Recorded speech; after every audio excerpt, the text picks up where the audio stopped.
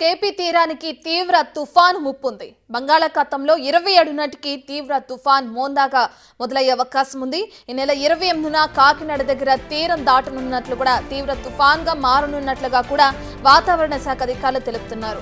గరిష్టంగా గంటకు 90 నుంచి 110 కిలోమీటర్ల వేగంతో గాలులు వీచే అవకాశం ఉన్నట్లుగా కూడా వాతావరణ శాఖ అధికారులు తెలుపుతున్నారు.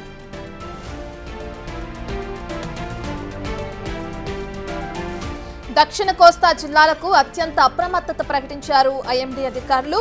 27, 28 తేదీల్లో ఏపీలో భారీ నుంచి అత్యంత భారీ వర్షాలు కురిసే అవకాశం ఉన్నట్లుగా కూడా తెలియజేశారు.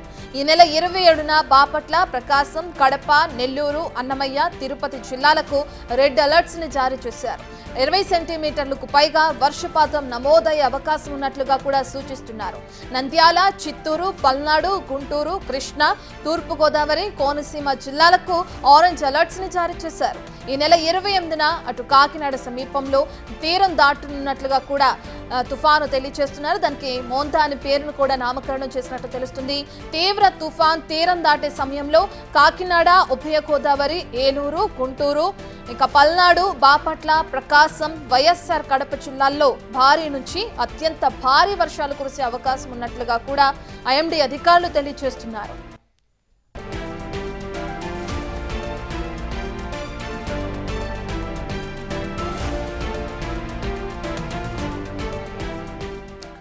ఇక వైజాగ్ నుంచి ఈ వర్షానికి సంబంధించిన పూర్తి డీటెయిల్స్ అందించడానికి మా ప్రతినిధి రాజు అందుబాటులో ఉన్నారు. రాజు, మనం చూస్తున్నాం 27, 28 తేదీల్లో భారీ వర్షాలు కురిసే అవకాశం కనిపిస్తుంది. పలు ప్రాంతాలకి రెడ్, ఆరెంజ్ అలర్ట్స్ కూడా జారీ చేశారు కదా. మత్స్యకారులు ఎటువంటి సూచనలు చేశారు, రైతులకు ఎటువంటి సూచనలు చేశారు అని చెప్పుకోవచ్చు ఐఎండీ అధికారులు?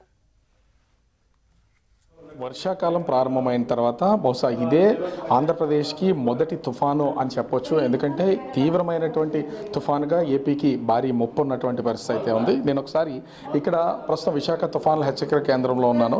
కనిపిస్తున్నటువంటి మ్యాప్ ప్రకారం నేను ఒకసారి అంటే 27, 28 తారీఖుల్లో ఆంధ్రప్రదేశ్లో ఏ విధంగా పరిస్థితి ఉండబోతుందని నేను చూపించే ప్రయత్నం చేస్తాను. ఇక్కడ ఉన్నటువంటి సింబల్స్ కనుక ఒకసారి చూస్తే ఎక్స్ట్రీమ్లీ హెవీ రైన్ఫాల్, ఇంచుమించుగా భారీ నుంచి అతి భారీ వర్షాలు కురిసేయడానికి రెడ్ అలర్ట్, అదేవిధంగా హెవీ టు వెరీ హెవీ రైన్స్కి ఆరెంజ్ అలర్ట్, హెవీ రైన్స్కి ఎల్లో అలర్ట్ అయితే ఎక్కించినట్టు ఉంది. మనం ఒకసారి కనుక చూస్తే బాపట్ల, ప్రకాశం, శ్రీ పొట్టి శ్రీరాములు నెల్లూరు జిల్లా, వైఎస్ఆర్ కడప, తిరుపతి, అనంతపురం ఈ జిల్లాలకు సంబంధించి అతి భారీ వర్షాలు బహుశా ఈ సంవత్సరంలో ఊహించినటువంటి వర్షాలే కురిసే అవకాశం ఉందనేది వాతావరణ కేంద్రం అధికారులు అయితే చెప్తున్నటువంటి పరిస్థితి అయితే ఉంది. అదేవిధంగా ముఖ్యంగా మనం చూస్తే కాకినాడ, అదే ఈస్ట్ గోదావరి, కాకినాడ, అంబేద్కర్ కోనసీమ జిల్లా, గుంటూరు, పల్నాడు, నంద్యాల, చిత్తూరు ఈ జిల్లాల్లో హెవీ రైన్స్ భారీ వర్షాలు కురిసే అవకాశం ఉందనేది తెలియజేస్తున్నటువంటి పరిస్థితి ఉంది. అల్లూరు సీతారామరాజు జిల్లా, అనకాపల్లి, ముఖ్యంగా ఈస్ట్ గోదావరి,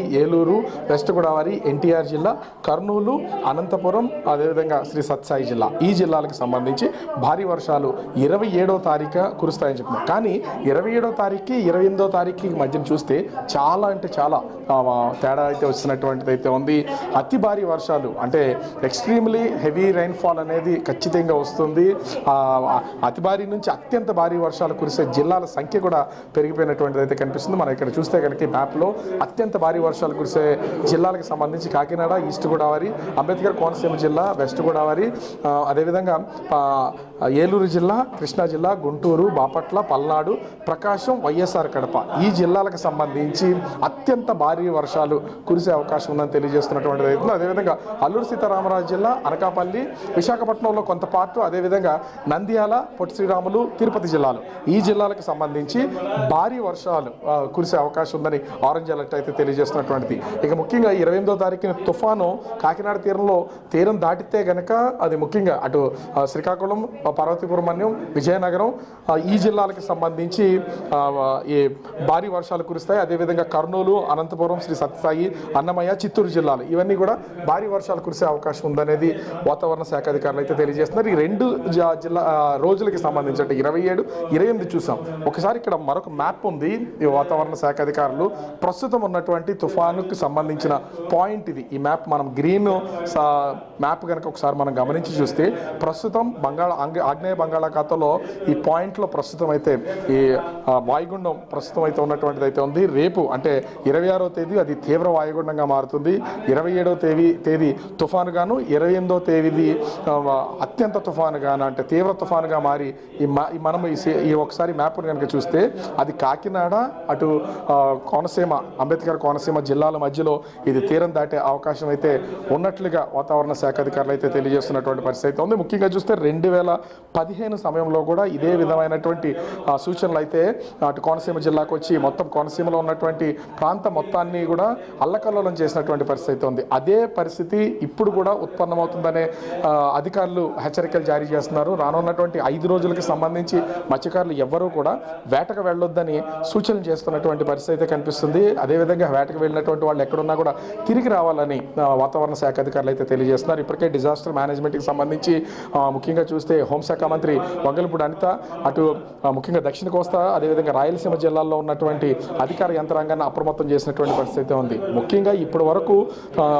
అల్పపీడనాలు ఉపరితల ఆవర్తనాలు కానీ అల్పపీడనాలు కానీ లేదా వాయుగుండం వీటికి సంబంధించి కేవలం 60 నుంచి 65 కిలోమీటర్ల వేగంతోనే ఈదురుగాలు వీసినటువంటి పరిస్థితి అయితే ఉంది. కానీ ఈ తుఫాను మోంతాని ఈ తుఫానికి నామకరణం అయితే చేశారు. ఇది కనుక కంటిన్యూ అయితే దాదాపుగా 90 కిలోమీటర్ల నుంచి 110 కిలోమీటర్ల వేగంతో ఈదురుగాలు వీచే అవకాశం అయితే ఉంది. ఇది సముద్రం లోపల సముద్రం బయట కూడా ఇదే ఈదురుగాలు వీచే అవకాశం ఉంది. కాబట్టి మత్స్యకారులు ఎవరు వేటకు వెళ్ళొద్దు. వెళ్ళినటువంటి వాళ్ళంతా కూడా తిరిగి మళ్ళీ తీరాలకు రావాలని వాతావరణ శాఖ అధికారులు అయితే తెలియజేస్తున్నారు. ఇప్పటికే రాష్ట్ర ప్రభుత్వం ఉన్నతాధికారి యంత్రాంగంతో సమీక్ష అయితే నిర్వహించింది. అయితే ఈ రోజు ముఖ్యంగా 25వ తారీఖున రాష్ట్రంలో ఉన్నటువంటి అనేక ప్రాంతాల్లో చెదురుమదురుగా వర్షాలు కురిసే అవకాశం ఉంది. కానీ ఎక్కడ భారీ వర్షాలు కురిసే అవకాశం లేదు. రేపటి నుంచి వర్షాలు అనేది ప్రారంభమవుతుంది. అది దక్షిణ కోస్తా రాయలసీమ జిల్లాల్లో ముఖ్యంగా అటు నంద్యాల నుంచి తిరుపతి వరకు ఉన్నటువంటి ప్రాంతాల్లో భారీ వర్షాలు కురవడానికి అయితే అవకాశం ఉంది. 27, 28వ తారీఖులో మాత్రం ఇంచుమించుగా అన్ని జిల్లాలకు సంబంధించి మనము ఇక్కడ కనిపిస్తున్నటువంటి ఈ జిల్లాలకు సంబంధించి అత్యంత భారీ వర్షాలు కురిసే అవకాశం అయితే ఉంది.